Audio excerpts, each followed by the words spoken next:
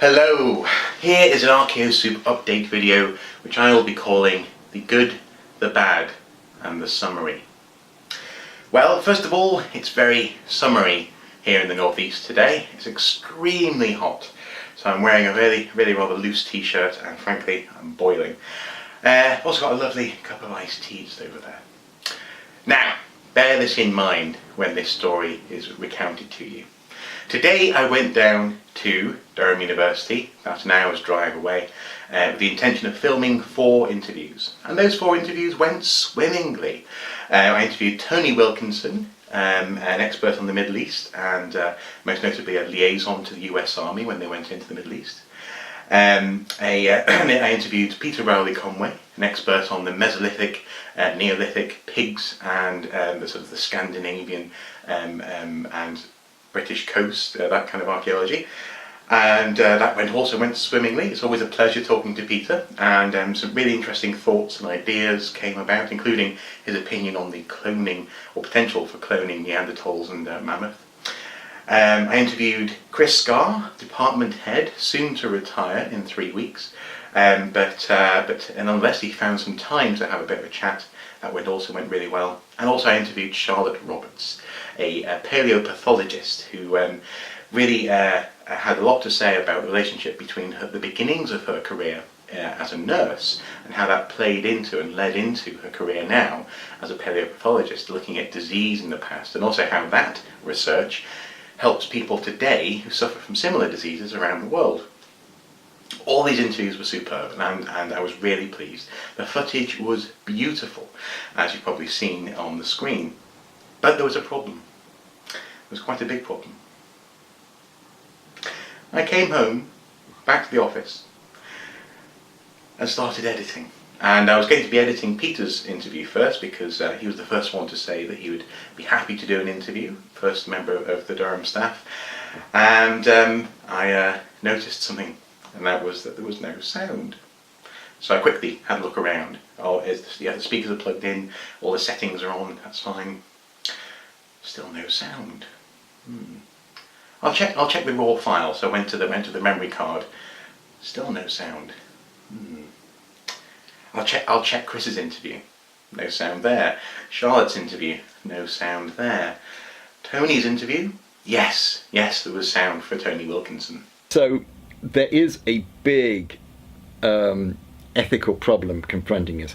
How do we protect and record the archaeology over these huge areas for future generations, or at least safeguard it to such a degree by recording it so that people will know what's been lost? Well, it seems, folks, that unfortunately a switch was flipped after Tony's interview, and all these other really great chats that we had, basically interactions in their offices, are useless. Sadly, the footage has come to naught unless you're able to read lips, but I don't think that would make a very good watch, rather, for most people. So sadly, that effort, that boiling hot effort, because actually I had been parked, my allotted parking space was at the other side of the science campus, up one of the steepest hills in all of Durham. This really hot, slightly stressful, but really rewarding day sadly came to almost naught.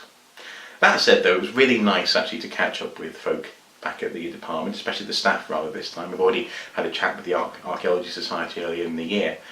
It was really great actually to have a bit of a chat with folks, and I'm hoping to be able to reshoot with them soon. In fact, already I've had emails back from Peter, Chris and Charlotte saying that they'd be happy to reshoot. So hopefully in the next few weeks we'll be able to do that, possibly in August actually. So all is not lost, but I was really gutted because I was very happy with how the interviews went.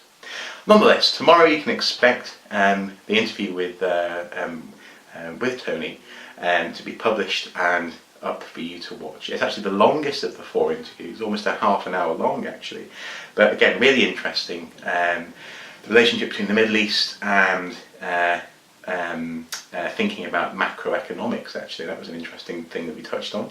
And also the relationship between conflict and looting and how archaeologists can tackle that and even work with governments to help tackle that. So it's going to be well worth a watch. But there you go. These things happen when you're trying to get good quality footage and sound. I'm probably more gutted than you are, but never mind. Anyway, you can expect that interview tomorrow, along with probably an Archaeo Scoop video too.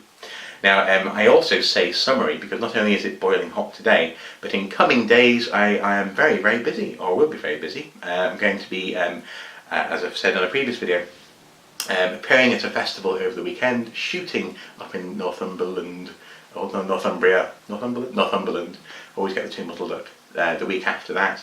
And then the week after that, Mrs. Soup's parents are coming for a visit for the whole week, so the in-laws will be here. And I was hoping to be able to publish some of these interviews in that week, actually.